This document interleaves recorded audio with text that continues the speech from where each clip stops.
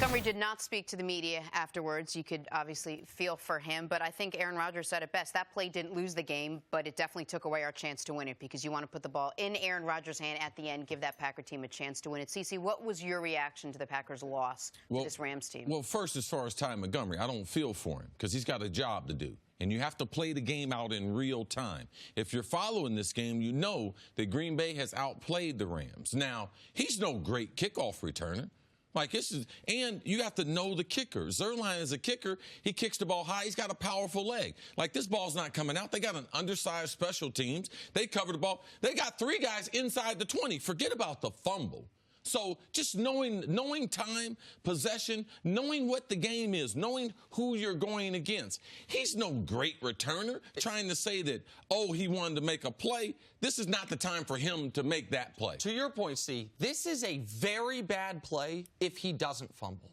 Because it takes away the 2-minute warning from you. You are praying the other team kicks it into the end zone. The Rams there want to kick it short to force you to do this. They should sky kick it to take one play away from you. And in this situation right here, you have to know if it's in the end zone, I'm going to stay in there. So he makes a bad decision, and it's just hard to overcome in team sports. In the last 2 or 3 minutes, when you make one decision, that's the decision. Did he win or lose the game?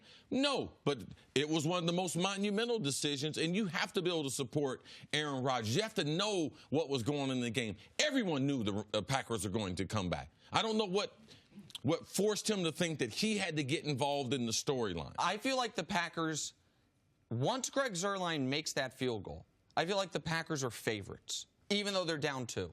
If you tell me they're getting the ball, 2:05 left in a timeout, down 2, I pick a side. Who do you think is going to win? Oh, Aaron, he doesn't even need a touchdown. He just needs, and so they were the favorites in that spot. And knowing your kicker. Right, knowing your kicker, Mason Crosby, who aside from that one meltdown game a few weeks ago, has been excellent throughout his entire career. Now, Mike Silver wrote a really interesting article late last night that I actually was reading during the break here that has some insight into what maybe was going on with Ty Montgomery. Because Ty Montgomery had a terrible sequence of plays. The last time Aaron Rodgers touched the ball, when they still had a lead, he misses a chip block on Aaron Donald on a 3rd and 6 that leads to a sack that then allowed the Rams to go down and take the lead. Prior to that, he was taken out of the game.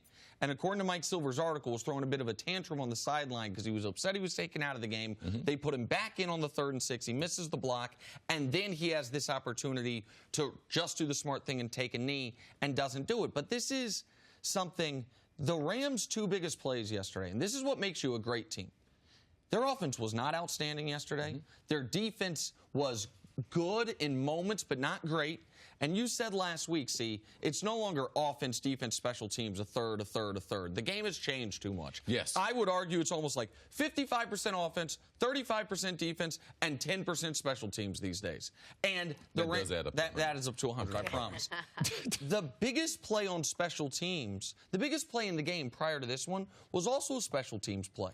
When the Packers had dominated the first half, they had forced a punt from the Rams, up 10-0, 3 minutes left. Sam Shields, who, by the way, he got a concussion with the Packers in 2016, missed the rest of that season, missed 2017 season, now with the Rams, downs it at the inch line.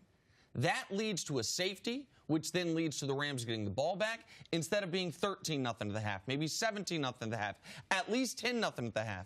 It's 10-8 at the half. So this punt, the perfect punt, the great punt coverage, changed the flow of the game entirely. And then at the end of the second half, a special teams gaffe with just about 2 minutes left again changed the game irrevocably. 2 enormous special teams plays to keep the Rams undefeated. That's how you have a special season. When your offense isn't great, when your defense isn't great, and your special teams comes through for you. Look, the Rams had their hands full on Sunday with the Packers. Did they prove anything to you with the fact that this wasn't an easy win, but they ended up winning? Well, I thought the Packers looked very good. I thought there's a lot of positive things they can take from it. Time of possession, they got dominated on, but you can see if they could have gotten more rush attempts, you could see they were rushing the ball with Aaron Jones. They finally gave him. You could start to see kind of some of the promise that they need need to be able to give them some balance. So I would say moving forward, there are some things that the Packers can take of. There are moral victories, and I like the way they played. If the Rams are the best team that we have in the NFL, the Packers have to like the way they fared against them. And because of the Rams, and they're in Los Angeles, there's a lot of stuff going on in Los Angeles this weekend.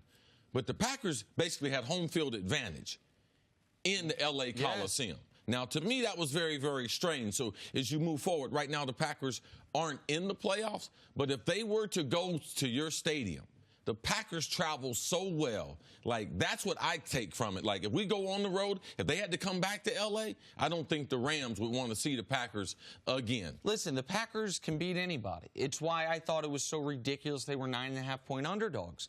But this isn't LeBron missing those 2 free throws against the Spurs, and it's like, all right, we can take a lot of good things from it. You can overcome this loss. You only got 16 games. Next week, they're at New England.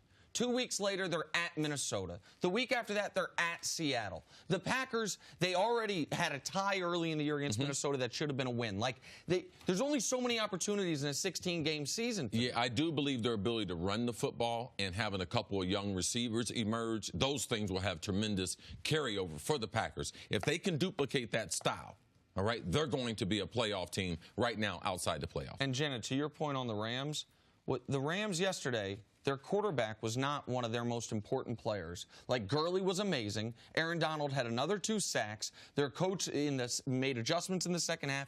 If you can have a quarterback playing at a fringe MVP level, and he doesn't have to be the star of the show for you every week. He did make some big throws, though. He did make big throws when they had to move the ball. I think they were 18 of 18 on third down. 8 of 18 on 8 of 18 on third down. So for me, that right there, that was some of the best football he played on third down. LA Rams remain undefeated at 8-0. Thanks for watching. Subscribe here to get the latest from the show. Also, be sure to check out more of the best clips from First Things First, or go watch a few segments from our other shows on FS1.